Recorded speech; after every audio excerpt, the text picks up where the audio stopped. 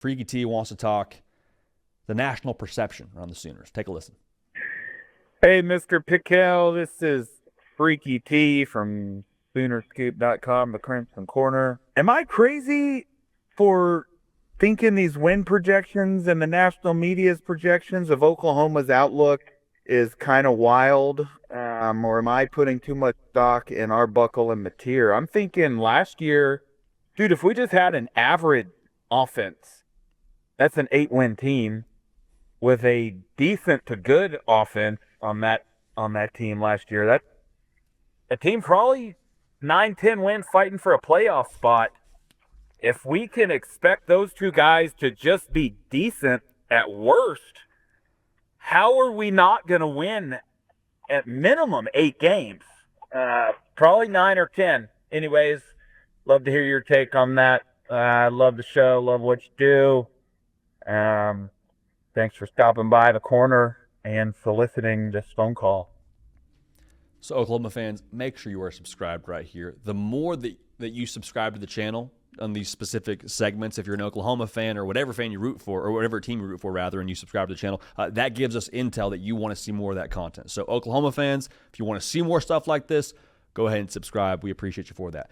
Freaky T, man, from the Crimson Corner, the Sooner Scoop message board, or Oklahoma on 3 site, brings up a valid point, man. Brings up a very valid point, because defensively now last year, you were really good.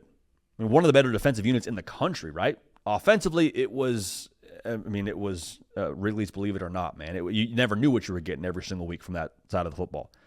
If you are putting too much stock, Freaky T, into Ben Arbuckle and John Mateer, I am too.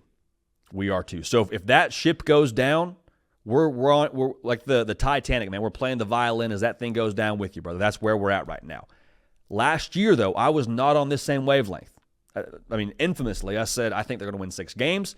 Now, they had some injuries which catered to them winning 6 games, but there was a lot of things there offensively for Oklahoma that you were just kind of hoping would go right.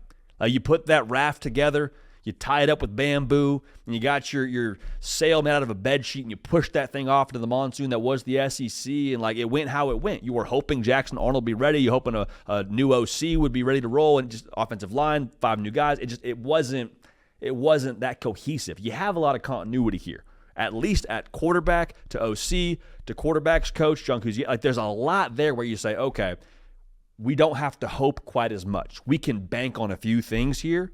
Yeah, we need the receivers to be able to stay healthy and have Giovanni Gibson do what he's doing on these Oklahoma social videos. We need the offensive line to look good and look better than last year, of course.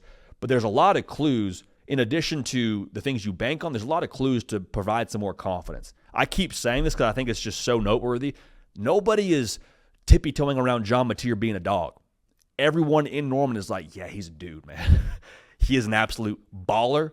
We're going to be in good shape with him pulling the trigger. Everything else, we'll see how it translates, but we feel good about John Mateer. I don't think we put enough value on that as a college football society. When you say it with your chest during the spring, it means you feel 99% confidence you are not going to be wrong. Otherwise, you don't say it with your chest, man. If I'm the weatherman and I think it's going to be 100 degrees tomorrow and I feel confident about it, I'm not tippy-toeing around it. I'm hitting the news, hitting the green screen, and letting everybody know it's 100 tomorrow. Bring your sunscreen. Hit the pool. Why? Because I know I'm right. Oklahoma, they're telling everyone, we know we're right. John Mateer's a dog. So that's that.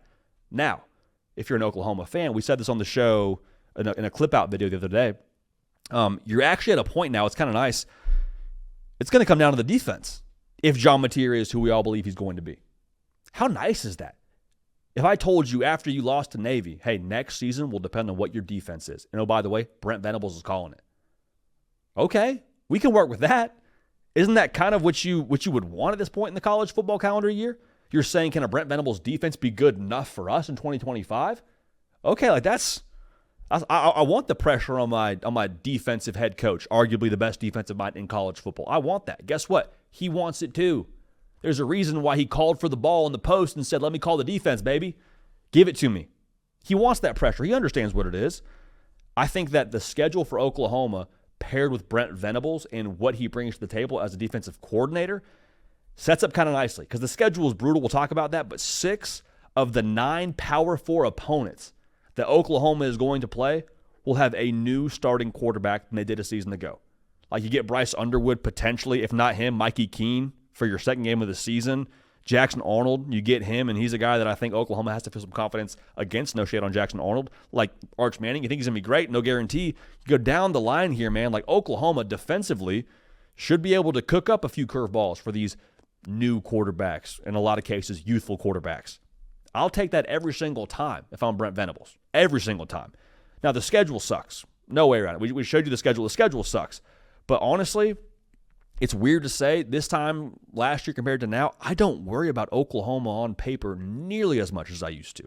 Like, I don't think you have to squint to see Oklahoma win 9 games, like Freaky T was saying. Like the defense, if it comes down to the defense this year, I think that's kind of the way you're living here, quite frankly. I really do. I think that things in March aren't certain as well. Like you talk about how hard the schedule is going to be for Oklahoma. We think that. Do we know that? Because last year in March, we also thought Florida State was a top 10 team in college football. Didn't work out that way. We think right now that Texas is going to be a great matchup for Oklahoma. We don't know exactly what Texas is going to be right now in March. I think they're going to be great, but again, I don't know. Ole Miss, same thing, new quarterback. There's so much unknown right now to where you can have an opinion on Oklahoma's schedule and have that Oklahoma schedule opinion do a 180 by November. Like that's just the way that we exist in college football.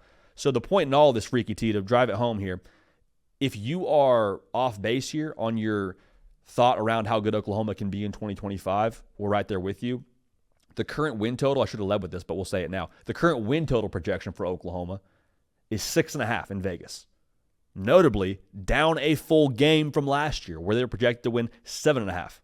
So I'm just saying, the offense you feel good about, defense you feel confident about the trajectory, but at the very least, man, I feel good about the floor. And Freaky T, you're not crazy. I haven't heard what the national take is yet in Oklahoma when it comes to win total. I haven't seen anybody put anything out yet. But in relation to that win total in Vegas, you're not crazy. I will put a fair amount of my daughter's college fund on the over there and try to do some work there to double that up for us. So that's our thoughts on Oklahoma. But Freaky T, appreciate you calling in. Again, 629-888-3931.